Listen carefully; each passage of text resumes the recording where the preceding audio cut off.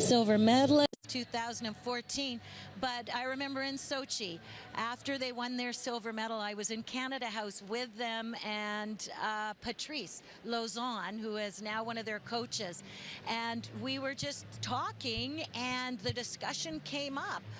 They felt there was more in them, I felt there was more in them, and so did Patrice. However, having said that, it's one thing to say and then another thing to do. I was quite stunned, very pleasantly surprised watching their practice at the strides they've made technically. I mean, you're looking at the margins like this, they're that good, and they've actually stepped it up. Their speed is better, their power is better. It'll be interesting to see how that transcends to competition ice, but I see going forward this year, they're going to go to a new level, a technical ability and just the enjoyment for themselves with their newfound technique. They want to get back to another Olympics. They take time away from skating. They move from Michigan to Montreal to skate with DeBroy and Lauzon, who are coaching them now. So we had a chance to sit down with them. Now, I would say I caught up with them, but I actually picked them up in Montreal.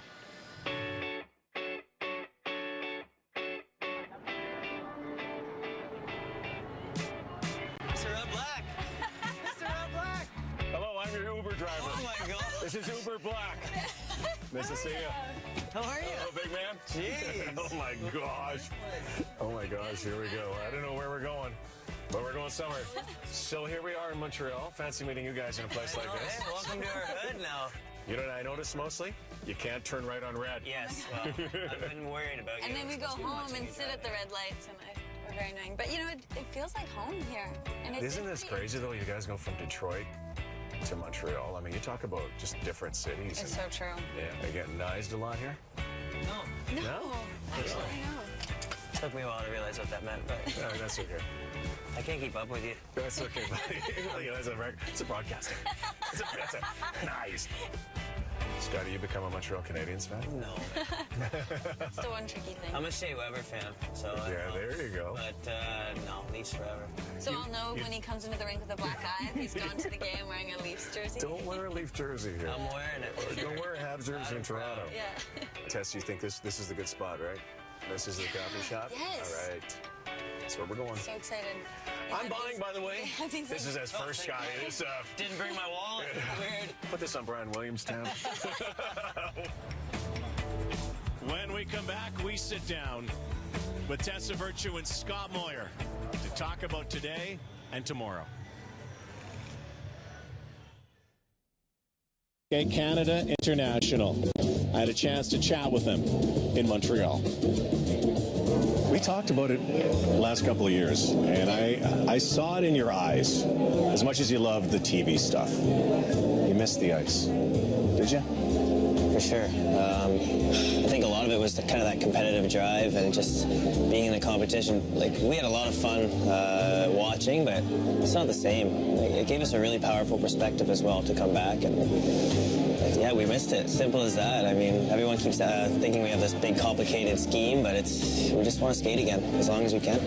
What was it like to finally get back on the ice that first time that you came back in your comeback? And I know you had been skating as well, doing shows, etc. But coming back, in many ways, you know, it felt like we kind of picked up where we left off. Like, that was definitely one of our strong points. We always knew how to handle that part of our partnership, but it is different, way different than preparing for shows, and something that we've had to work on. I mean, that's a key to any ice dance team success. You don't realize how much time people have to spend together, and in order to be successful, how much you really have to be on the same page. So it's actually gone pretty well so far, but we're still in the honeymoon phase here. We're 4 months in. In that time when we were preparing for shows and we were training and really trying to keep our physical level high, we were coaching ourselves. We were on the ice alone with no other skaters, no coach.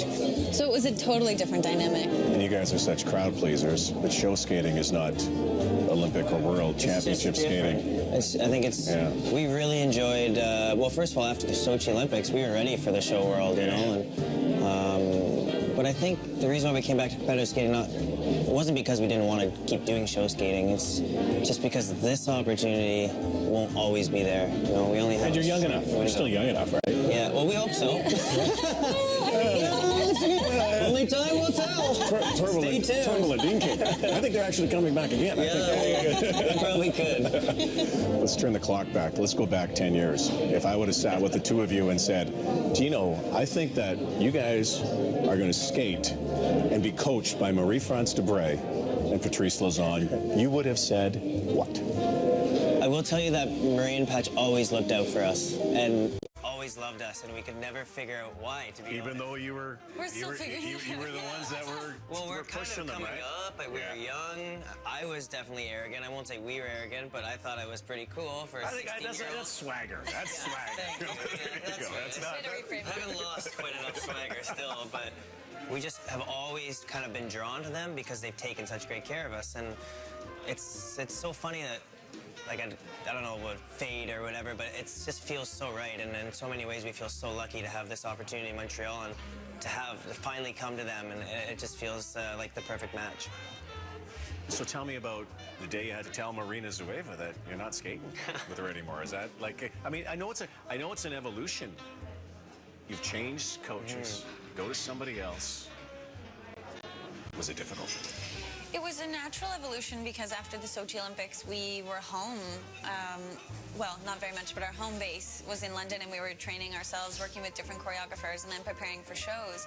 So it's been 2 years that we really haven't had a coach. I mean, we have to really give Patch and Mary credit because they're really taking off kind of, you know, what we've built with Marina and Igor and Johnny Johns down in Detroit. I mean, a lot of people think that because we moved, I mean, it was because we weren't successful in 2014, but 2014 to us was a success. We were very happy with that. And we had 10 great years in Detroit under Marina and Igor. So we owe a lot of our success to them. It just was time for us, and it was time for something fresh and a different change, and that's where Mary and Patch came in, and they're so good at recognizing that and using our strengths, but then bringing some of kind of their style to the table. I've always wanted to ask you, actually, then we're talking about it. When you skated every day, you skated with the best in the world, including yourselves. It was like a competition every single day. Was it hard? It was difficult, I would say, in the end, and you know, I'm sure that Marilyn and Charlie felt that as well, but it was kind of a neat moment after the 2014 games. We did a tour together and kind of were able to see that it's just the situation you're in. There's a lot of tension, everyone's feeling pressure, and everybody wants to do their best. So, I mean, Marilyn, Charlie, and Tess and I, we have a pretty good relationship, and it was kind of funny to talk with them after we said we were coming back. I was trying to get Charlie to come back too, but... Yeah, we're working on them. I feel like in that situation, there's a lot that if I could go back and be a different me, there was definitely things that I would change, and that's hopefully what we're going to bring to this new school because, I mean, we're right back in it again. We're training with the world champion, two-time world champions who really inspire us. I mean, these young skaters are doing things that we've never seen before. We're big fans. But we want to encourage that. I mean, we want to encourage everybody to be the best that they can, and we're going to all raise our level together. And, you know, that goes for, we had great moments at high performance camp with Caitlin and Andrew as well. So I think hopefully we're bringing a different mentality to that, and it's going to not bring us down so much. Because I think in 2014, I would say we let it get the better of us. So, do you have any fears right now? Fears coming back, fears of failure, fears of, you know, you're legends, you know, and you're not getting... We both nodded to that. I'm not sure we meant it. We were just... I am a legend. We did. You know what I mean. So I meant my nod. You know what you mean. Take yours back, But you leave your sport, you know, and you've done so much, and you come back, and by the way, a lot of comebacks, if you want to use that word, don't always pan out. What's going to make this one different for you? Well, to be honest, that's a huge point of conversation with our sports psychologist on the daily. You know, I think there, of course, is fear, and that's, in some sick way, probably part of what we were craving, that challenge, you know, the nerves, the anxiety, the doubt. But to get past that, I think my only fear would be that we lose sight of why we started this in the first place. You know, I remember watching so much video of our skating and talking to Marie-France and Patrice about the changes and improvements we wanted to make. And when we stepped on the ice with them and started working on our basic fundamental skating skills, we really broke everything down and started making changes. And we looked at each other and said, okay, if we're going to compete again, we have to skate differently. We have to move differently. We have to expect different things. You're two of the nicest athletes I've ever met. I'll say that, and Scotty Scott. knows that. But you're also fierce. I've watched you through the years. You hate to lose.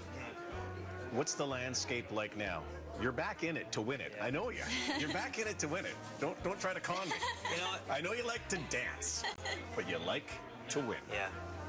To be honest, it's just nice to hear somebody say that, because it's funny how people don't understand that if we're coming back to enjoy ourselves and if we're coming back for the sport and for our love of the sport, they think that that's separate from winning. And that's, in my mind, that's not really it. Like, we have the most fun when we're winning. So I just don't think it can be our focus right now. We're coming back to it. And the 2018 Olympics are circled on our calendars. And that's, I mean, we came back 2 years before that for a reason. We want to stand on top of the podium at the Olympic Games again. What is Virtue and Moir 2K16 going to look like compared to all of the other vehicles that you've had? We want to try and push ourselves to be different, but a little bit of it is knowing that's, like, we're Tessa and Scott still. I think a lot of our product is going to look somewhat the same, but we want to push ourselves outside that comfort level. So hopefully, you know, people can see that we're trying to move in a different direction, and that's in right from our technique to our approach to our programs to the choreography. So we're going to have to be better than we've ever been. The message from me listening to you is that we're back. We're hungry still. Hungrier. For this. And we want to win a gold medal again. Yeah. Am I wrong? No, that's why we came back. Now, I speak for everybody at TSN. We are going to miss you guys, but we're not going to really miss you because we're going to see you. Yeah, we'll be there. But I speak for everybody in the skating world. Welcome back. Thank you. Welcome back. You don't mind if we do our warm-up in the truck with you, do you? No. Dig in. Not too much, though.